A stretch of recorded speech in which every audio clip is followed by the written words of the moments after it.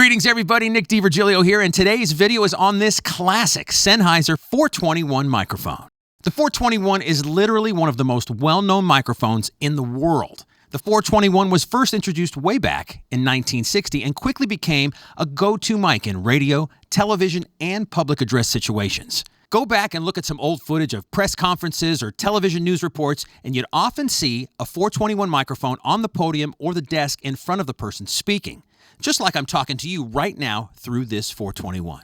The microphone also started to get used in musical situations as well back in the 60s. And as soon as recording engineers and musicians realized how versatile this mic is, it started to get used all the time. With that, it became one of the most popular microphones in rock and roll history. Now, I've been lucky enough to be in recording studios making music since back in 1990. I've recorded in studios in the US, and Canada, and UK, in Italy, and Germany, and other places, and I can honestly say that I can't remember any of the studios I've ever been in that didn't have at least one 421 in their microphone collection. Now, I don't say all that to brag. I am blessed for all the places that I've been able to record music in.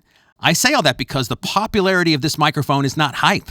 It's definitely for real, and the microphone has proven itself countless times all over the decades. While this mic is great in the recording studio, it's also great on the live stage. It has a rugged build made to withstand the rigors of nightly use in clubs and on the road. Now, I grew up in Los Angeles, and I played all the classic clubs back in the day. The Whiskey, the Roxy, the Troubadour, those kinds of places. And the 421 was always the microphone that was used on the toms. I would often see the grills on the front of the microphone totally beat up by drummers obviously not hitting their toms, but actually hitting the microphone, which is not a good thing.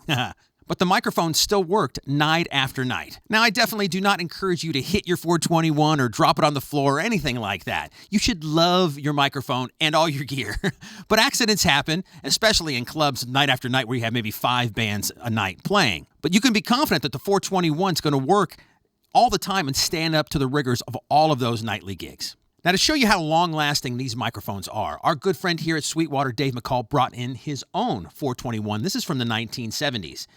Now, thankfully, the grill is not too beat up here. There's some scratches on the housing, but he just used this mic the other night at a gig. It still works perfectly, and these mics will last you forever. If you take care of them, they're going to last you a lifetime, really. The MD421 is a large diaphragm, dynamic microphone that can handle high sound pressure levels. That's what makes it perfect for kick drums, tom-toms, bass or guitar cabinets, saxophones, brass instruments like trumpets, trombones, and loud vocals. It has a cardioid pickup pattern and a frequency response of 30 Hz to 17 kHz. There are internal bass tubes that really help bring out the low end of the instruments accurately. One of the big reasons this microphone is so versatile is because it can be used for speeches and podcasts, as well as the loudest and heaviest rock and roll. The reason why it's so versatile and can do all of those things is because of the 5-position bass roll-off switch that's at the bottom of the microphone. Even Dave's old MT421 from the 70s has the same switch. It's right here at the bottom.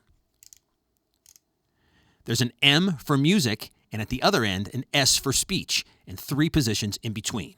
And you just switch it to where you want it to be for your particular situation. Think of it as an internal high-pass filter. You can sculpt the amount of low end that goes through the microphone by dialing the switch to the best spot for whatever situation you're in. It's also great for controlling proximity effect, meaning you can put this mic close to a speaker or a drum or right up on a saxophone bell and control the amount of low end buildup, which is why this microphone has been used on so many live stages throughout the years. And finally, you could probably tell that this microphone has a very unique look to it. There really is no other microphone that looks quite like an MD421. The housing and the grill are rugged. Like I said earlier, it can withstand so much. The original versions of the microphone were light gray in color. Then somewhere down the line, they switched to an all-black housing, and that's what we have with us here today. You heard me play the drums at the top of this video, but now I'm going to play a little bit more so we can get into specific parts of the drum kit. You can hear the microphone on its own, on the toms, on the kick drum, and then in combination with the rest of the microphones on the kit. I also wanted to try a few other things for you here today. So we put the 421 on the bass cabinet that's behind me here, and I'm going to record a little bass riff into Pro Tools and then play drums to the bass riff I recorded, and you can hear the microphone in action that way. As an added feature here today, too, you'll get to hear this microphone do its thing on a saxophone as well.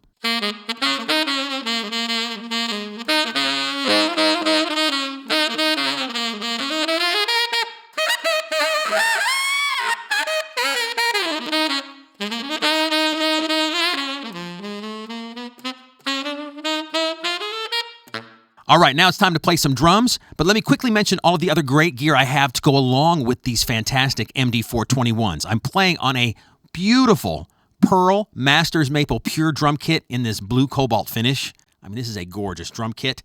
Awesome Meinl cymbals. On the snare drum, I have a Telefunken M80, and for overheads, we have AT5045s, great overhead microphones. Also in the room, I have a Neumann FET47 to give a little ambience to the kit overall. Back there behind me is a Reverend 5-string bass guitar going through this killer Aguilar amp, and that's pretty much all the gear. So now let's get into playing these drums and checking out the MD421s. Here we go.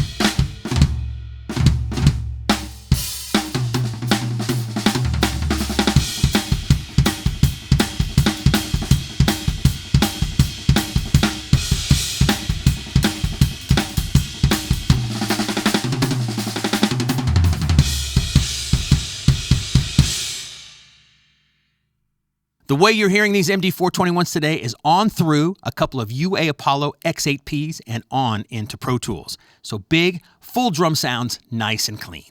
Now, let's check out this microphone on the bass guitar. I'm going to record a little bass riff into Pro Tools and then play to that bass riff, and let's see what we get. Here we go.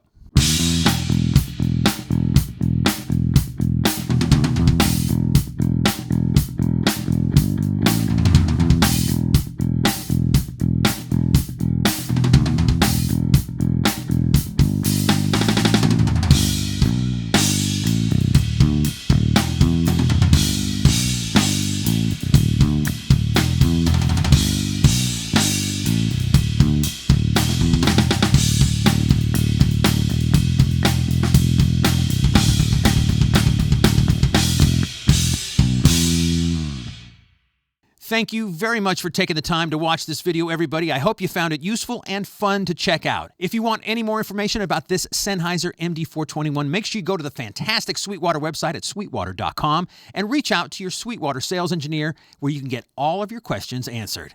Keep on making music, everybody, and we'll see you again next time.